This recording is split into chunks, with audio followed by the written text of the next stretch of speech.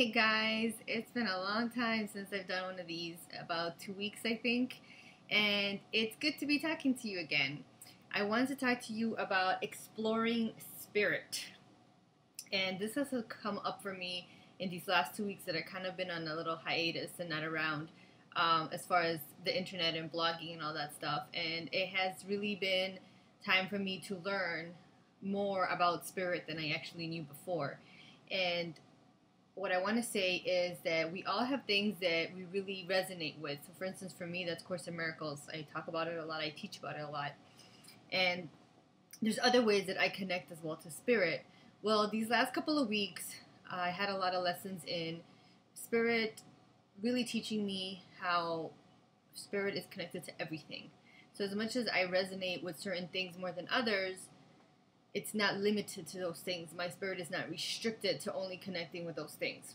I think this is very important because many times our ego will definitely tell us that will make us feel guilty or make us feel bad or really feed us a lot of fear when we feel that we only need to be connecting to spirit in certain ways. So a good for instance is if you start meditating and all of a sudden you hear that someone can meditate for like 30 minutes or can sit for hours, and all of a sudden you're thinking, well, I need to get there already.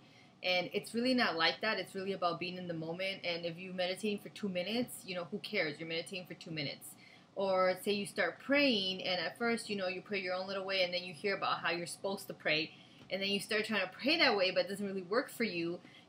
Don't do that to yourself. I had a wonderful person I was coaching that found out about Marianne Williamson, so she went to pick up Marianne Williamson book, and I love Marianne Williamson. Who doesn't, But this person didn't really connect with Marianne Williamson material, and she said, I feel bad because she's supposed to be like very respected in this area of Course in Miracles and self-help. And it's like, but that's okay. It doesn't mean that she's not going to be respected, and it doesn't mean that there's tons of other people that are going to pick up a Marianne Williamson book. But it doesn't mean that that person had to connect through that particular form or that particular medium. There's just so many ways to do it, and that's the one thing that I have discovered through Spirit told me. You have spirit within you.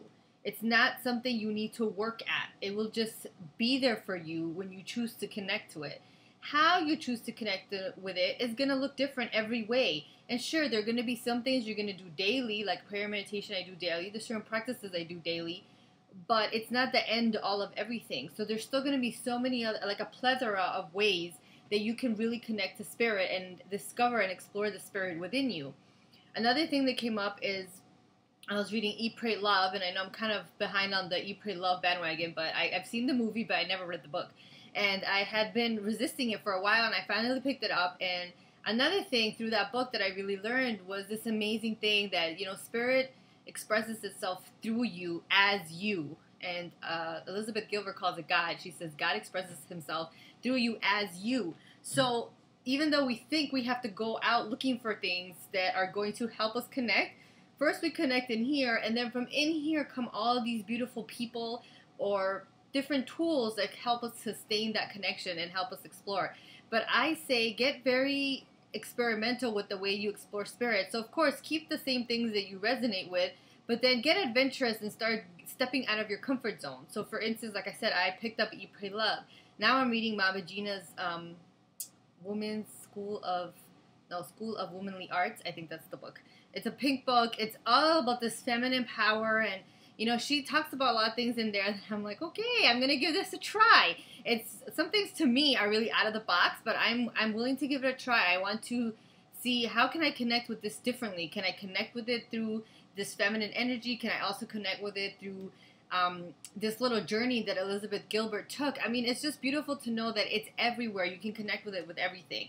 I had my mini Eat, Pray, Love moment when I went to Toronto, and I realized I could connect to spirit in a big city. It was, as long as it was within me, which it always is anyways, it was just about me remembering that I was there. I could find it in the big city life. I could find it in the people walking by me. I took a moment in the train just to send out love to everybody and just to look at people, not in a creepy, I'm going to stare at you sort of way so they get upset at me, but just glance over them to realize, wow, even though we might never speak, somehow you and I are connected, and just make sure I bless that connection and acknowledge that connection.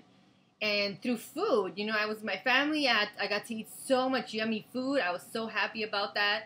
And I wasn't doing the things that I normally do as far as, like I said, I wasn't blogging. I wasn't really connecting with people. I was connecting with different people, with my family, with some friends that I hadn't seen in Toronto, just different things. And it was Spirit was in all of that. It was exciting. It was very rejuvenating to know that, oh man, like I can find you here anywhere. You know, I take you within myself anywhere. It doesn't go anywhere. And it's really about just remembering that it's there. And most of us forget most of the time. Whether it is we haven't had an adventure in a while, or we get caught up in the tediousness of every day. And believe you me, you can even get caught up in the tediousness of the spiritual work. So we call it spiritual work. I call it inner work. And it's that for a reason. You know, we're working on something, but really that spirit within is just there. It's just something that, you know, all these things can point towards that which is within you, but they're not that thing within you themselves, if that makes any sense. I think Eckhart Tolle, you know, describes this beautifully, that even words can always point to that, he calls it presence, you know, presence or being within you, but they're never that in itself. So really, the true beauty of spirit is when you just let it come through you and just express itself however that may be at that particular moment. So that's what I really want to encourage you to do. I think that many of us get caught up in this idea of we pray, we meditate, we read these books, or whatever it is that it is for you. You know, yoga, say it's yoga. You know, really doing yoga, and it's wonderful to get really passionate about something. Like I'm very passionate about A Course in Miracles, but what I've learned really is that, you know, continue that passion, but then also don't limit yourself. And I have to say that I think this is something that the ego has done beautifully through religion. You know, it has really built this egoic mind in many religions. Not to say that they still can't be used for exploration, but there's really these rules and restrictions that tell you, like, this is the right way, and you need to just do it this way. Like, there's only one way to pray. You know, you can pray however the hell you want to pray. You know, I don't know. Every prayer is just, it's just a word. Really, the essence is just to speak to something divine, something higher than yourself, or your higher self, whatever you want to call it. You know, that's really what it is. But there's all these rules that people have to praying. Sometimes even meditation. You know, some people might feel like you have to meditate this way. You know, I say F all that. There's no such thing. That was the message that I got from Spirit. Like, okay, you need to stop feeling like you need to work at being connected to Spirit when Spirit is within you. And as long as you accept that, you're still going to do this, you're still going to do that. But as long as you accept that beautiful bliss that just naturally comes from Spirit, from you just being it and not having to think about being it. And that's, I think, the difference. Sometimes we think about being Spirit. And so many people say, you know, you're a human, you're a spirit having a human experience, not the other way around. You're not a human having a spiritual experience. What you are is actually a spirit that's just encased in this body temporarily for a certain amount of time. All you gotta do is let that naturally express itself, and believe you me, there's gonna be beautiful miracles that come your way when that just naturally expresses itself with this idea of, like I said, restriction and rules, and they have to look any particular way. So experiment. Remember that it doesn't have to look any way. Do not should yourself into, like, the spiritual life should look a certain way, because it's gonna get you stuck. There's not gonna be a flow to it. Explore Spirit.